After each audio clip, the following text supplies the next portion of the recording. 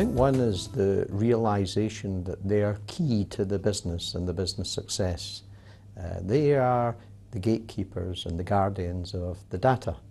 A principal's reputation is dependent on how good their decisions are.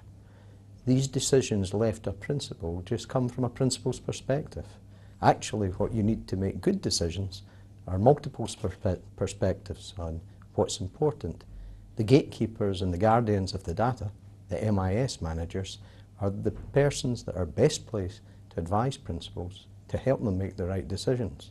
Principals should realise that they are their keenest allies and should form close relationships that ask the right questions.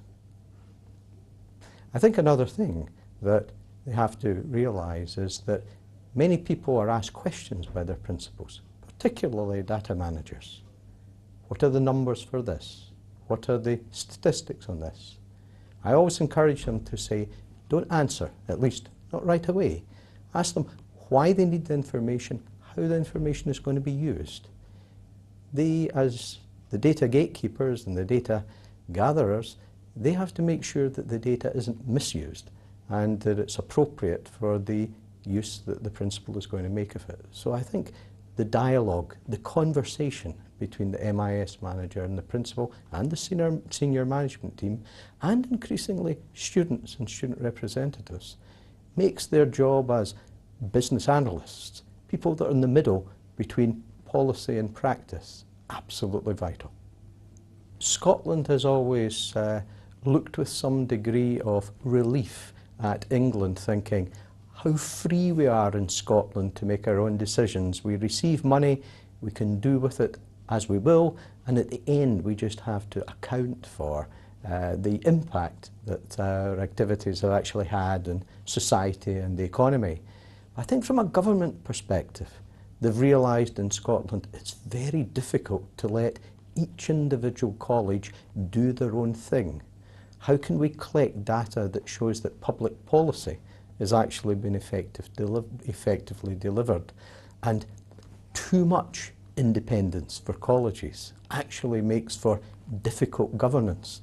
So I think the challenge in Scotland is actually moving from individual colleges, many of whom compete at a level that people wonder, is this duplication? Is this best use of taxpayers' money?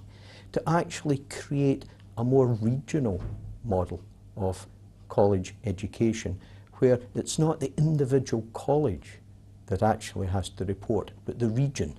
The region is allocated taxpayers' funding to solve regional problems. And in this way, a regional perspective on colleges and college education is far easier to add together to actually come up with a view of national impact of what colleges do and what they could do better and what they can do more of.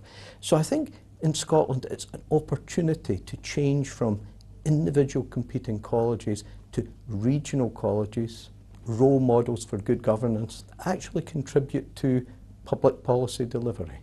And I think in many ways that will secure funding in the future. I think now we've got the opportunity to think on a regional basis, what is the return on money invested in colleges? And if that return is high, if learning is profitable in terms of economic growth, then the future of colleges are secured. So I think it's interesting times in Scotland.